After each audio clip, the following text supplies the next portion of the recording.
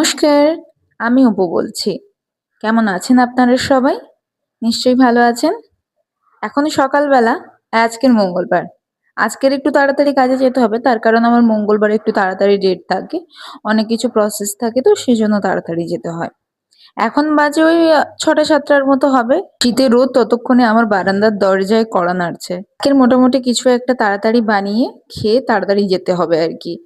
মানে আজকের আর ওই রান্না করে কিছু নিয়ে যাওয়ার কোনো সিন নেই। কারণ আজকের দিনটা তো তাড়াতাড়ি যেতেই হয়। সেজন্য আমি মঙ্গলবার করে রান্না করার সময় পাই না। মোটামুটি আমি স্নান করে নিয়েছি। আমার বান্ধবীর সাথে যাবো। ও তাড়াতাড়ি ফোন করছে যে, "কি রে কতদূর রেডি হয়েছিস?" আমি মোটামুটি রেডি হয়ে নিচ্ছিলাম তাড়াতাড়ি, যতটা সম্ভব তাড়াতাড়ি করা যায়। নাহলে আজকে আমি বকা খাবো গেলেই। তারপরে কোনো একটা মনে হচ্ছিল আমার পেট খালি খালি থেকে যাচ্ছে। কালকের মঞ্জিনিস থেকে এই পেস্ট্রিটা নিয়ে এসেছিলাম। মোটামুটি ওই পেস্ট্রিটা সাভার করেই বেরিয়ে পড়েছিলাম। আজকের ভীষণ একটা হ্যাট্রিক দিন গেছে। এখন ফিরছি আমি বাড়ি সারাদিনের পরে। এখন বাজে ওই ৫টার মতো হবে। বাড়ি ফেরার সময় দেখছিলাম একটা ব্যাগ দোকান। অনেক রকমের ব্যাগ নিয়ে বসেছে জানেন? কিন্তু মোটামুটি দাম অনেকটাই কম। যেহেতু আঙ্কেলটা একটু কম করে বলছিল, তাই আমি আর বার্গেনিং করিনি। মোটামুটি ওই এক-একটা ব্যাগ, বড় ব্যাগগুলো ৳৯০ নিয়েছে।